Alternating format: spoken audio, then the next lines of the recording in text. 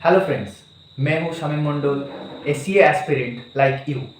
तो आज मैं आपसे शेयर करने वाला हूं how I failed in CA foundation in my first attempt. तो दरअसल आपने देखा ही होगा, लोग वीडियो बनाते हैं how they passed in their exams in the first attempt, but the video is very different from them. हाँ, मैं जानता हूँ आप क्या सोच रहे हो। ज्यादा सोचने की पहले आप मेरा रिजल्ट देख लो। मेरे साथ अन्याय हुआ है, मेरे साथ अन्याय हुआ है और मैं अब किसी के साथ अन्याय नहीं होने दूंगा। आप सुन लो। I am going to tell you what are the mistakes that I have made in my first attempt. जो गलतियां मुझे बिल्कुल भी नहीं करना चाहिए था। मुझे पता है एग्जाम के और 2.5 महीने बचे हुए हैं और आप वही सारे गलतियां घुमा फिरा के दिन प्रतिदिन करते आ रहे हो। दैट्स वाई ये वीडियो आपके लिए बहुत इंपॉर्टेंट होने वाला है।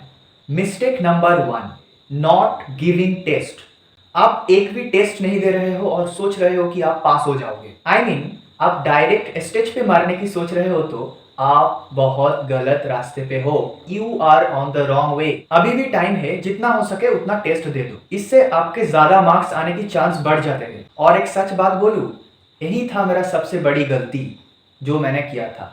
एक भी टेस्ट नहीं दिया था। टेस्ट तो दूर की बात, मैंने कभी एक चेयर के ऊपर 3 घंटे बैठने की कोशिश ही नहीं किया था। तो फ्रेंड्स, अगर आप फर्स्ट अटेम्प्ट पे पास होना चाहते हो तो जरूर से जरूर टेस्ट दीजिए। Mistake number 2, setting wrong target. मैं जानता हूं आप जब एग्जाम देने जाते हो तो आपके दिमाग में ऐसा ही चलता है कि आप जैसे तैसे करके कुछ भी करके भाई 40 मार्क्स लाना ही लाना है। यही है हमारा सबसे बड़ा गलती। 40 मार्क्स नहीं टारगेट करना है अपन को। हमको 40 मार्क्स नहीं टारगेट करना है। टारगेट सेट करना ही है तो प्लीज यार मिनिमम 60 टारगेट करो। इससे आपका 50 प्लस आने की ज्यादा चांस रहती है। 40 वाले लफड़ा आज से दिमाग से हटा दो। Mistake number 3, not making short notes. कहीं ना कहीं आपको ये शॉर्ट नोट्स की अहमियत एग्जाम के कुछ दिन पहले पता चलेगा। मेरे हिसाब से ये सबसे बड़ा गलती है एक स्टूडेंट का। 6 महीने 8 महीने अच्छे से पढ़ाई करने के बाद ऐसा होता है कि एग्जाम के पीरियड में एक दिन का गैप रहता है और एक दिन में पूरे सिलेबस कवर करने के लिए हमारे पास कुछ नहीं बचता है। टाइम तो दूर की बात, अगर उस टाइम पे ऐसा होता है कि कहाँ से कोई नोट भी मिल जाए तो बहुत अच्छे है, क्योंकि उतने मोटे मोटे मॉड्यूल हमसे नहीं पढ़ा जा सकता है एक दिन के अंदर अंदर। So be careful about that. CA intermediate और सीए फाइनल का स्टूडेंट का तो पता नहीं, बट सीए फाउंडेशन के हर एक स्टूडेंट के ये कॉमन मिस्टेक होता है। जैसे ही आपका बोर्ड एग्जाम खत्म होते हैं आप सीए फाउंडेशन के लिए प्रिपेयर होते हो। इसमें आता है 4 subjects, accounts, math and economics, जो आपके बोर्ड एग्जाम में हुआ करते थे।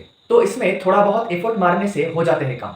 और एक सब्जेक्ट जो है लॉ, इसमें होता है सबसे बड़ी दिक्कत, क्योंकि ये हमारे लिए टोटली नया सब्जेक्ट है। इस सब्जेक्ट पे डर लगना एक कॉमन बात है। चलो छोड़ो, बात ये है कि आप जब कोई टीचर से लॉ पढ़ते हो तब आपको बहुत ज़्यादा समझ आते हैं, मज़ा भी आते हैं और ऐसा लगता है कि ये कंसेप्ट ये था लॉ में, इतने इजी। तब ऐसा लगता है कि हर एक कंसेप्ट मैं समझ गया। ऐसा ही होता है ना? हाँ, ऐसा ही होता है।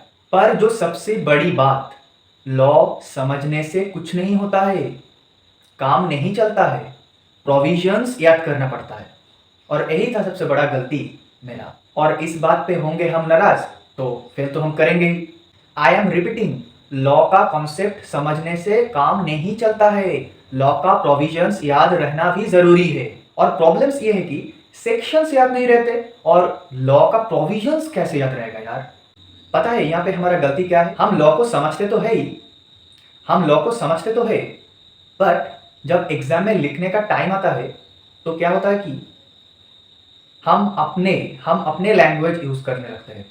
इसलिए कॉन्सेप्ट पढ़े हुए भी हम अच्छे से प्रेजेंटेशन नहीं कर पाते विदाउट एनी प्रोविजन। प्रोविजन हो भी तो हम जैसे प्रोविजन खुद का बनाया हुआ। तो लॉ को अच्छे से लिखना है, प्रैक्टिस करना है। सर जो पढ़ा रहा है, आपका टीचर जो पढ़ा रहा है, वो बार बार multiple times you have to read, you have to write. सबसे बड़ी बात, आप जब मॉड्यूल से प्रैक्टिस करते हो राइटिंग तो आपका सारे के सारे कीवर्ड्स पता चल जाते हैं।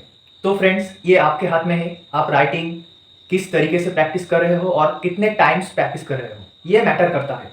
और मुझे ये भी पता है कि आप बाकी 3 सब्जेक्ट में बहुत अच्छे करोगे without law, but you have to be prepare, you have to be very flexible for law because it's new for you.